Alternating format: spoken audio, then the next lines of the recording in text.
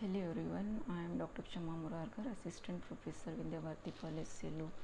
My topic is Pisidium guajavale is a potential carcinogenic agent.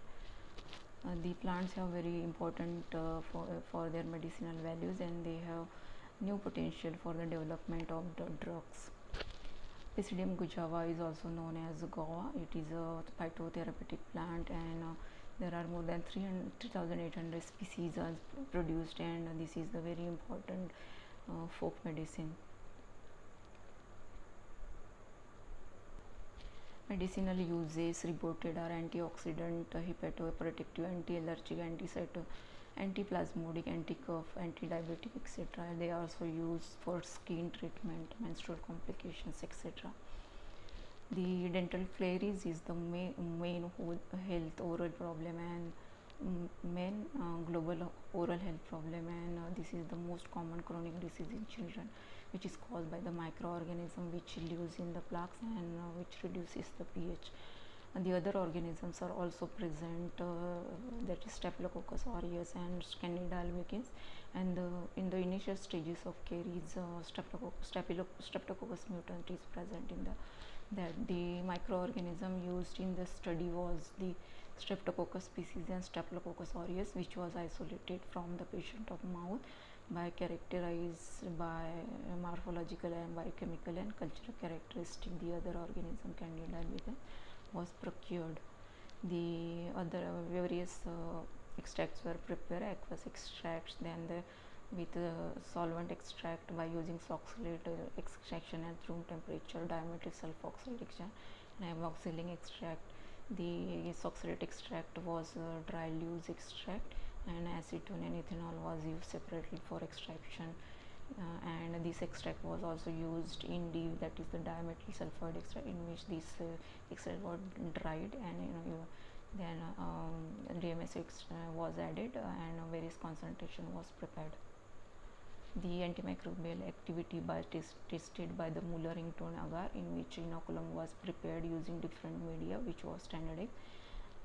That is Staphylococcus aureus nutrient agar Streptococcus species के लिए nutrient broth, Staphylococcus aureus we use nutrient broth, Streptococcus species we have used nutrient broth with 0.4% sucrose, and for Candida albicans Sabrodex broth was used.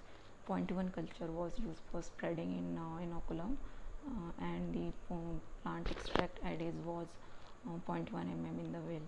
The other test, that is the tannin and flavonoid test, was also done. The experimental results shown that the antimicrobial activity was greater in case of Candida albicans than Staphylococcus aureus and Streptococcus species. The different extracts also shown the greater antimicrobial activity in Candida albicans. The DMSO extracts of the extract B has also shown the greater antimicrobial activity in Candida albicans. The amoxicillin extract shown the greater zone of inhibition in Staphylococcus aureus, followed by the Streptococcus species. There were no growth in Candida albicans. All the extracts were positive for tannins and flavonoids. The discussion, we all the extracts have shown the antimicrobial activity against selected pathogen, and they were most effective against Candida albicans and have greater potential for antimicrobial as well as antifungal drug, and this result was confirmed by the flavonoids and the tannins.